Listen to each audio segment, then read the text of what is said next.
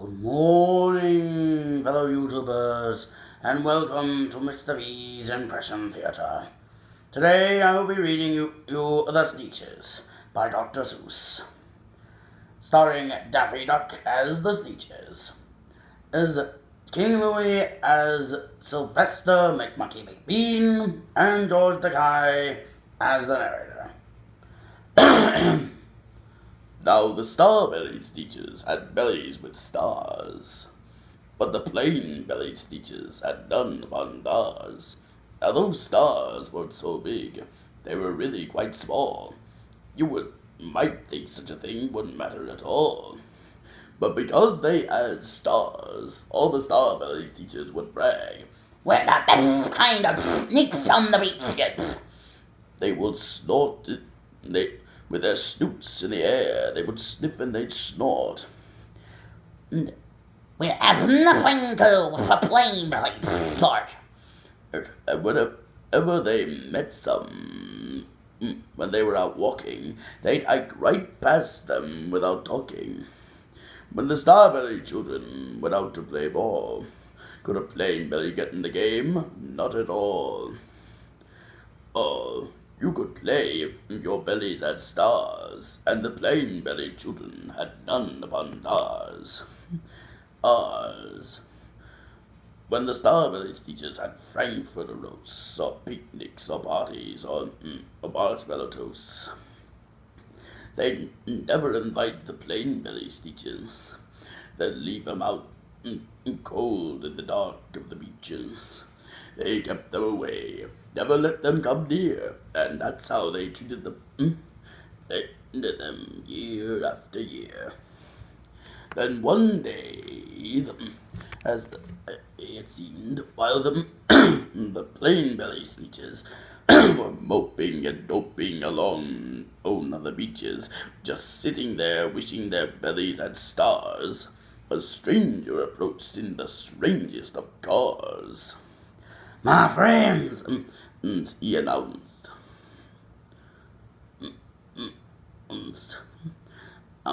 in a voice clear and clean, "my name is Sylvester McMonkey McBean. And I've heard of your troubles. I've heard you're unhappy. But I can fix that. I'm the fixed-up chappie. I've come out here. I have what you need. My prices are low, and I work with great speed. And my work is 100% guaranteed."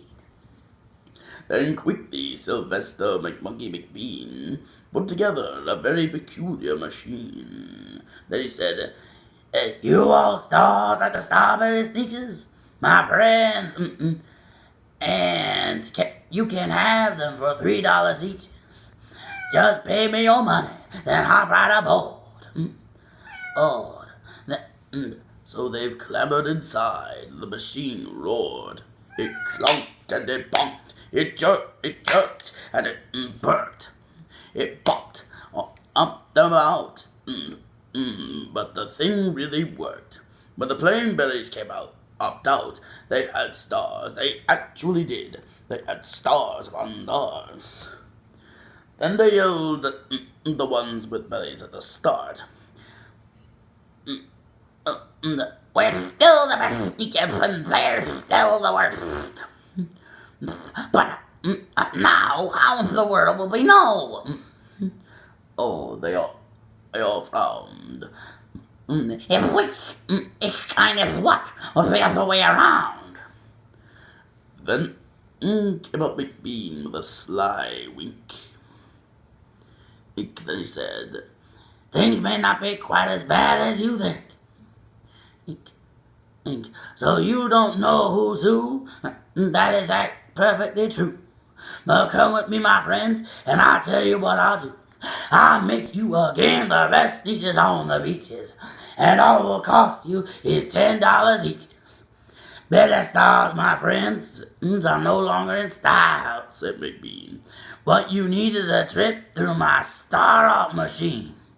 This wondrous contraption takes off your stars, so you won't look like Sneetches who have them on theirs." That and the machine, and that handy machine, working quite precisely, removed all the stars from their tummies quite nicely. Then with their snoots in the air they paraded about, and they opened their beaks and they let out a shout. We know who there isn't a doubt.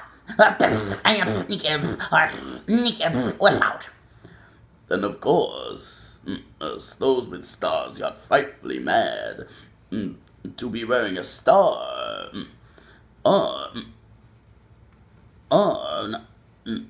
was frightfully bad. Then of course, old Sylvester McMonkey McBean invited them in their star-off machine. Then of course, from went on, as you could probably guess, things really got into a horrible mess. All the rest of the day on those wild screaming beaches, the fix-it-up chappie kept fixing up Sneetches. Off again, on again, in again, out again. Through the machines they raced round and about. Changing their stars every minute or two. They kept paying money.